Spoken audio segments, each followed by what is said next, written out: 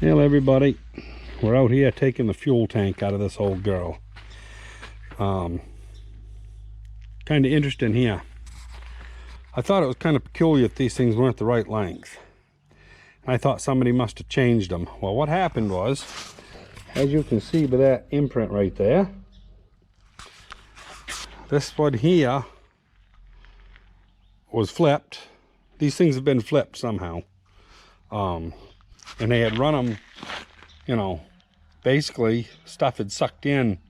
I can't stick my finger in because the bolt is in the way, but I mean they had worked the bolt head and the washer way up through just by time, you know, because these things vibrate. And I'm sure they kept tightening it, and you know, a month later they'd tighten it again, and it just kept on working through the wood. And these things, you know, they go way in. They're almost through the other side. So anyway, they took them off and laid them on the side and re-drilled them. I'm pretty sure these are the original skids, you know. They kind of look like they got some vintage to them. You know, got some holes in them there from decay and whatnot. But anyway, I'm going to take this off, spread these apart. The tank goes way back to here.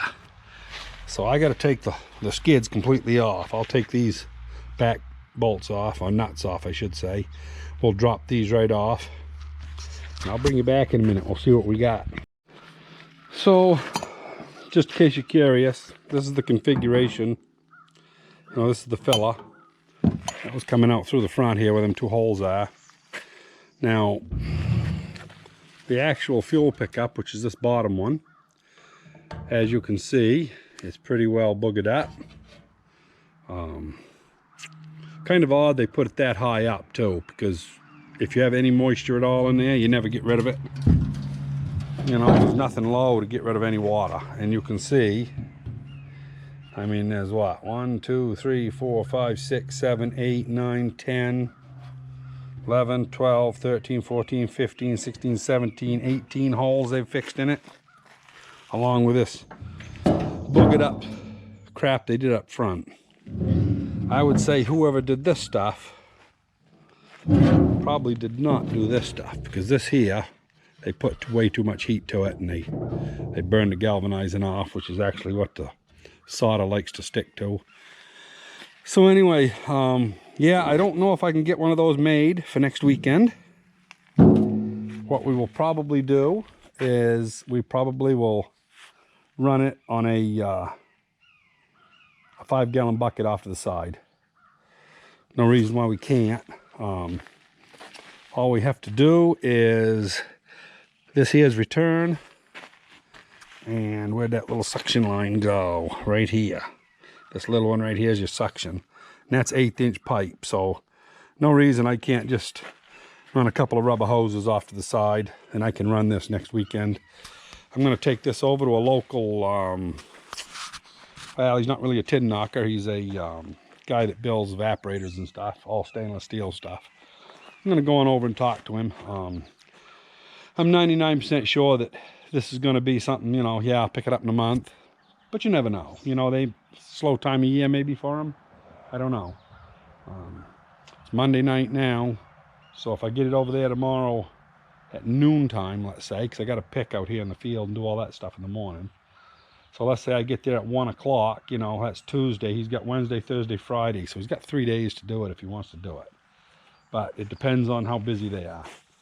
So anyway, yeah, this old girl, it kind of intrigues me how they just rolled these around. And they didn't get them. This one here, I think I'll flip later on when I finally put them on. You know, it'd be nice if they was both the same distance there. But anyway, it is what it is. I'm going to put them underneath there, put a nut back on it. And I'll set it off over here somewhere out of the way. And that way I can go to working on that. The only thing I have to do before next weekend is make a pin for that tag.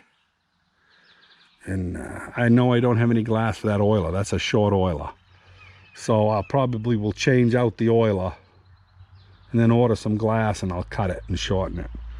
But yeah, so that's what we're going to do for the Thermoil This is a UA 7 horsepower. The model U's, which they stamped all the tags U's, so don't let that fool you. Just because it says, you know, a 7 horse U up here, doesn't mean it's a U. What it means is it's a 7 horse U. The A they never put on them. I don't know why they never did, but when they went to the A, the UA, they did away with the Detroit lubricator that was up here that was troublesome, and it was troublesome. I've got a couple of them in the basement, and there's something that, you know, it's a mechanical lubricator, and mechanical stuff, especially when it's fine, working against pressure, you know, it's just temperamental. It might work fine for an hour, and you come back and it'll be coughing, and you look and it's not putting out any oil at all. You know, and you take it apart and dub with it and put it back together the same as it was, and you didn't find nothing wrong with it, and it'll work perfect maybe for a week. You don't know. They never were really that dependable. But yeah, so they went back to this. This was the later ones was just drip. They just decided that mechanical stuff, and they put the fuel pump down here. That Detroit lubricator has the fuel pump in it also. The fuel pump usually don't give trouble. It's always the oiler. But anyway, yeah. So real simple rig. Got the fuel pump, runs off the exhaust push rod. The decompression pushes that intake in. I don't know if I can hold that still enough. Whoop, I hit it with my hand. There's an eccentric in here on a set of balls. So it just holds that in just enough. You can't hold it in much or it'll hit the piston. It just holds it in, you know, maybe a 1/16 of an inch, just enough so it'll go over. And other than that, that's straightforward 4-cycle.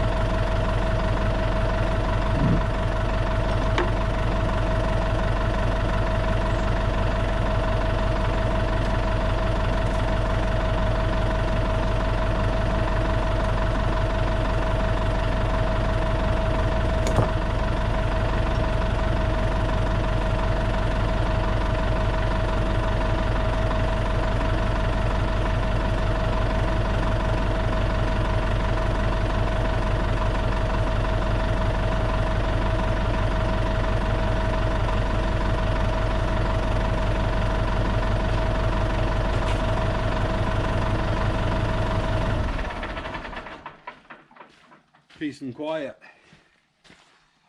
So I'm not going to strap this down because I'm going to get another engine out, slide it on the back. When I do, it'll push this one ahead. I just got to make sure I put I don't know, a couple of 6x or something in between the two skids, because I don't want to hit the rockers on the other engine. But, yeah, simple as can be.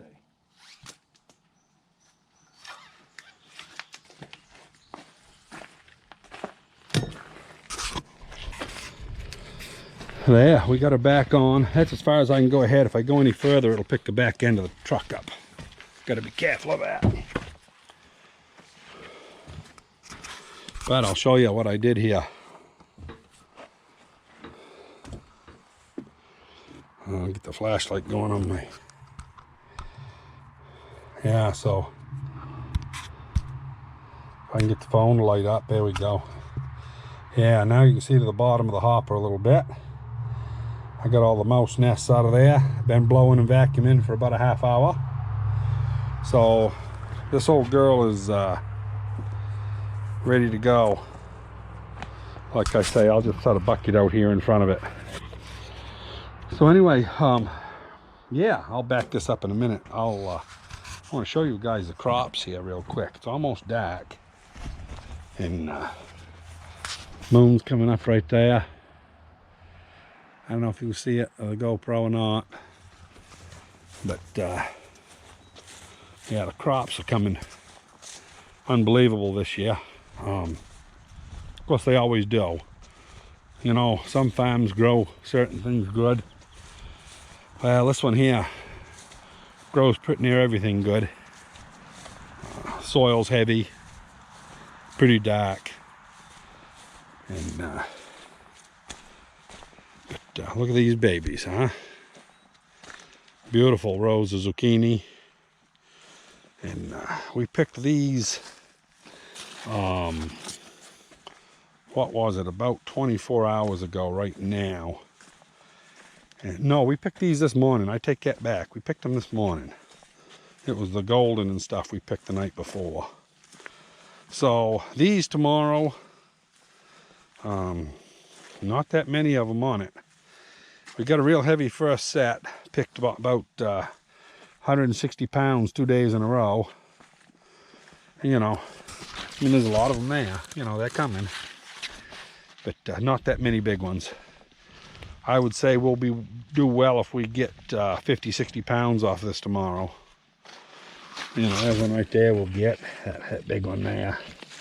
But yeah, so crops are looking good though. I mean, not many weeds. They are coming here. You can see the little green. Well, I say you can. I don't know. Maybe you can't see them, but we gotta cultivate here tomorrow or the next day. Gotta keep after them, and them things will overtake the farm. And we got beautiful golden zucchini.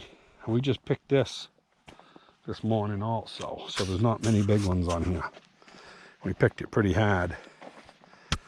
But you talk about good taste and stuff. If you've never had golden zucchini, next year plant yourself a bush, a couple hills rather. Boy, I'll tell you, I like regular zucchini, but there ain't nothing as good as that golden zucchini. It's got kind of a, I don't know if it's a buttery flavor or a nutty flavor, but it's got a flavor that's just good. And oh geez, Carol wanted me to pick that cable up there so she could mow. I guess I ought to do that now. Anyway, I'm gonna let you guys go. Little update on the Thermoil and the crops. Hope you enjoyed. Don't hesitate to hit the like button and subscribe, guys. Yeah, I'm gonna do a honeydew here. We'll see you next time.